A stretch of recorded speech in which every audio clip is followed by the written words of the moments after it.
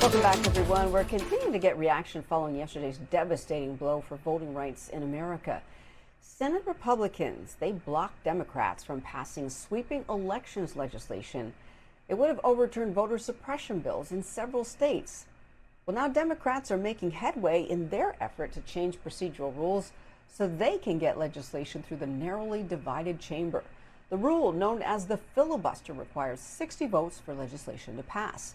Today, President Biden talked about the importance of voting rights. This struggle is no longer just over who gets to vote or making it easier for eligible people to vote.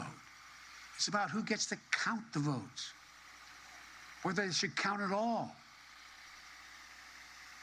Jim Crow in the 21st century is now a sinister combination of voter suppression and election subversion. They want the ability to reject the final vote and ignore the will of the people. If their preferred candidate, black or white or Asian or Latino, doesn't matter if their candidate doesn't win. And they're targeting not just voters of color, as I said, but every voter who doesn't vote the way they want. Time and again, we've witnessed threats to the right to vote in free and fair elections come to fruition. Each time we fought back. We've got to continue to fight back today. Well, this was actually the third time this year the Democrats tried to implement new voting initiatives. So what's it going to take to get lawmakers to guarantee that every American has the right to vote? Let's hear some opinions. Joining us now to answer that question and talk about the fight for voting rights is Markus Batchelor. He is the Deputy Director of Leadership Programs at People for the American Way. And also joining us is Danny Glover. He is the Political Director for the Georgia Alliance for Progress. Gentlemen, thank you both for being with us. I'm going to start with you, Markus. You've been arrested while protesting for voting rights. What do you think about what happened yesterday, that vote? Yeah, well, I think it's another demonstration of what the Republicans said they would do from the start, which is obstruct every effort to get these voting rights, these pieces of legislation across the finish line.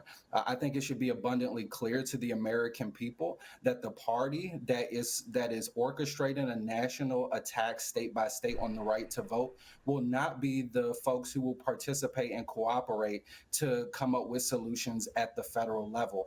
I think hopefully yesterday's failed vote to even debate the Freedom to Vote Act and the Republicans' continued and more bold efforts to restrict the right to vote will convince Democrats that we have to go it alone. And we hope that President Biden will say so as well. You know, he made very passionate remarks about the right to vote today, but he didn't say the F word from that podium, which is filibuster. And a real tribute to Dr. King's legacy would be to beat back the Senate procedure that Dr. King said was the obstruction to progress back then, just as it is today. We know that they're trying to control from the minority, and we have to use the majority that Black and brown voters gave them last November to get these pieces of legislation across the finish line. Right. So, Danny, we did hear President Biden just moments ago talking about the fact that we must continue the fight. Are there enough young people out there to continue this fight, or is it really the president who should be fighting harder? Absolutely. And firstly, thank you for having me on. There are absolutely an abundance of young people that are ready and willing to continue to fight to push forward for voting rights. However, I do think it's incumbent upon the president, to throw a little bit more weight. A lot of these young people participated in historic numbers in the past election cycle, and what they voted for was for our leaders, for these elected officials to go to Washington, to go to Congress, and do the work that they sent them there to do. So these young people want to see action. These young people are ready to see the president be the president.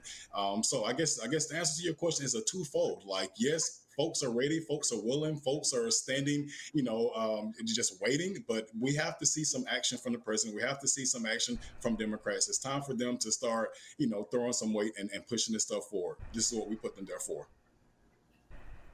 So, Markus, you talked about the filibuster. You called it the F word. I like that, the F word.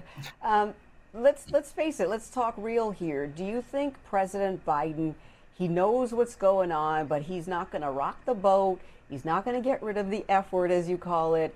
He's just going to do his time and have this great presidential legacy? Or do you think maybe at the 11th hour he's going to come in and pull the rug out from underneath the Republicans? Well, quite frankly, securing the right to vote is President Biden's legacy, whether he leans into this fight or not.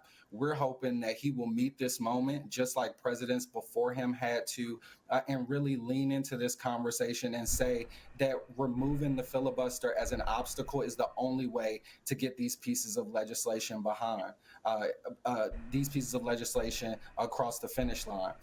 We know that we can't do it without the president. He has the largest microphone in Washington, and his 30 years, almost 40 years in the Senate, 8 years as president of the Senate, are supposed to mean something, are supposed to matter, are supposed to lend itself Yeah, to he what knows he better does than as anyone president. else, Marcus. He knows better than Right, anyone else, as you said. He's been there forever, and it comes down to him. What do you say about this, Danny? I mean, do you agree that the president really needs to be the one? Let's face it here. You talked, yes, there's young people, they're doing things, but at the end of the day, what about the president? No, absolutely. And what you're seeing right now is the president making a strategic move. He chose infrastructure over democracy. And if we're going to be honest and have a conversation about this, that's absolutely what happened. While I agree that roads and bridges need to be fixed, but we're talking about the very bedrock and the foundation of what makes us America, what makes us, the standing example of democracy throughout the world. And for him to not make that a priority, at the start of his administration shows where it fell, in his long list of priorities. So yes, at this point, at this juncture in society, we're going to need some more action. It is time for the president to start, I guess, paying attention to the thousands and thousands of voices that voted, the thousands and thousands of Danny, voices that came out in the middle of a he pandemic, knows that. to make sure. Yeah, He knows that. and He's he been saying absolutely that. So knows. I'm asking you, Danny, do you think this is a strategic move, and at the last minute he's going to pull the rug out from? Well, not it's a figure of speech, but do you think he's just kind of you give people enough rope and let them hang themselves? Do you think maybe he's holding back and waiting, possibly? No, I don't. I don't believe that's the case. And nothing about his career has, supports that. I think at this point, we don't have time for strategic moves. American people, the folks that voted for him, the young people we just spoke about, those people want action. We don't have time for strategic moves and plays. When it comes down to the very foundation of what makes That's America that's America. politics, though. Voting. Strategic moves in place. That's what politics is, Danny. I got to ask Marcus to weigh in before we leave you guys. What do you think? Is this a strategy by President Biden, or he's really just not paying attention? Well, I think that there may be some truth behind the president trying to demonstrate to the American people in as clear terms as possible that the Republican Party in Congress is not going to go, even though these pieces of legislation are wildly popular. But what we're saying now is that we know, right?